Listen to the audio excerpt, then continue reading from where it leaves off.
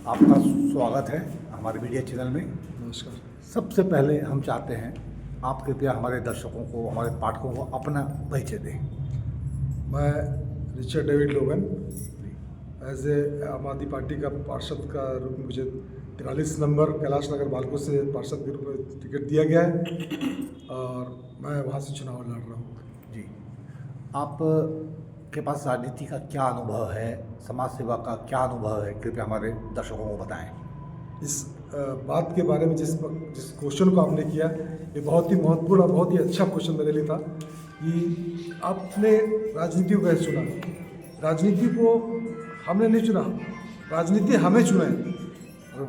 बहुत बढ़िया। जब से हमने होश संभाला है जी, हमारे पिताजी, माताजी, हम लोग सब एक कांग्रेस से जुड़े हुए थे।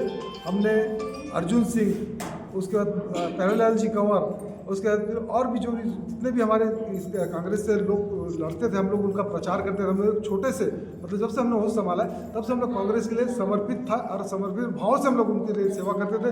और उससे हमारा ये है कि हमारा राजनीति शुरू से हम लोग बेस, मतलब जो बोलते हैं बेस, वो बेस से ही हम लोग मजबूती से कांग्रेस से जुड़े रहे। और जब हमारा नौकरी लगा तब भी मैं इंटेक से जुड़ा रहा। लेकिन इसके बावजूद हम राजनीति में जुड़े होने के बावजूद इन्होंने, कांग्रेस ने हमें नकारा और उससे हमें दूध में मक्खी के टाइप निकाल के मैं फेंक दिया और इन्होंने कहा कि आपको टिकट नहीं देंगे।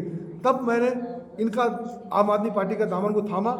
इन्होंने भरपूरी के साथ, आनंद के साथ मुझे एक्सेप्ट किया और कहा कि हम आपको टिकट देंगे, आप हमारे लिए इस वार्ड से खड़े होइए। और मैं आज इस बात को आपको बताने में दुख नहीं महसूस करूंगा, बल्कि गर्व महसूस करूंगा कि मैंने जिस क्षेत्र को चुना है वहाँ भरपूरी के साथ समाज पूरा मेरा साथ दे रहा है। और मैं ऐसे कैंडिडेट के साथ अपोज में खड़ा हूँ जो इस कोरबा क्षेत्र का एक माना जाना भाजपा का कार्यकर्ता है।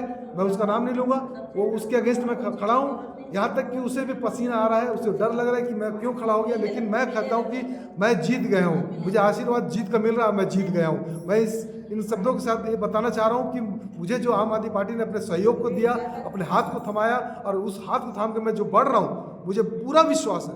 और पूरा विश्वास के 100% लोगों का जो रिस्पांस मुझे मिल रहा है, पॉजिटिव रिस्पांस मिल रहा है। और मैं इस उम्मीद के साथ ये कह सकता हूँ कि मैंने जीत हासिल कर ली। धन्यवाद।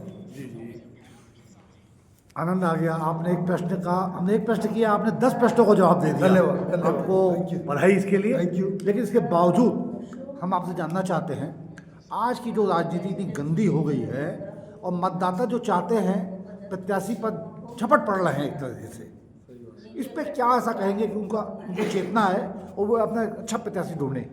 देखिए, जो प्रश्न आपने किया, आज हम जब अपने लोगों से मिलने जाते हैं, जब अपने प्रत्याशियों से मिलने जा रहे हैं हम, तो वहाँ पे एक उनके मन में हीन भावना आ रहा है, मतलब उनके घर में मन में घृणा भाव आ रहा है। हम देख रहे हैं भाजपा और कांग्रेस आपस में एक दूसरे पर लांछन लगा रही है, मतलब एक दूसरे पर, वो तुम किया, तुम्हारा पार्षद था, तुम्हारा नहीं किया, तुम्हारा महापौर था, तुम्हारा नहीं किया।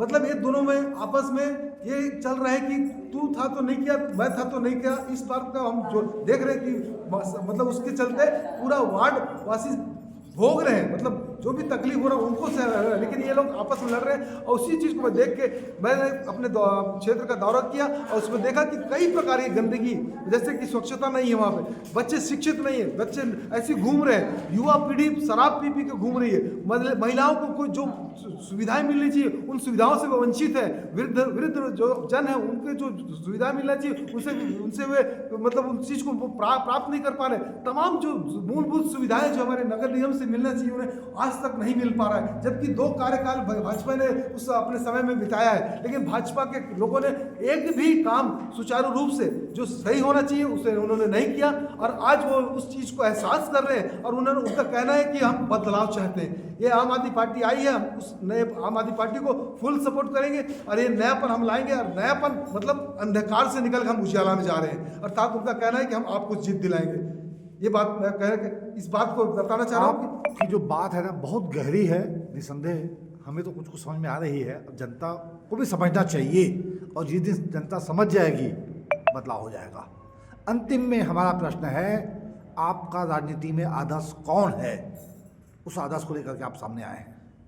देखिए, ये जहाँ के तक आदर्श की बात है, हमने अपने माता पिता से सीखा है कि जो जिसको हम मानो उसको सच्चाई से मानो, ईमानदारी से मानो, और अन्यथा मत मानो। लेकिन जो धोखा देता है उसके लिए भी प्रार्थना करो कि वो उस जो गलत काम कर रहे हैं वो उसको ना करके सही काम भगवान करें। सद्बुद्धि दे, ईश्वर सद्बुद्धि दे, ईश्वर। कि बहुत उनको बढ़िया। बुद्धि मिले कि वो सही काम करें, ताकि हम जो अगर भटके ना, बल्कि सही मार्ग पे चलने वाले बन सकें। जी जी जी, सचमुच इस इंटरव्यू के बाद यही कह सकते हैं हम कि ईश्वर सबको सद्बुद्धि दे और कोरबा ही नहीं पूरे छत्तीसगढ़ में अच्छे प्रत्याशी चुनकर सामने आए। धन्यवाद। धन्यवाद धन्यवाद।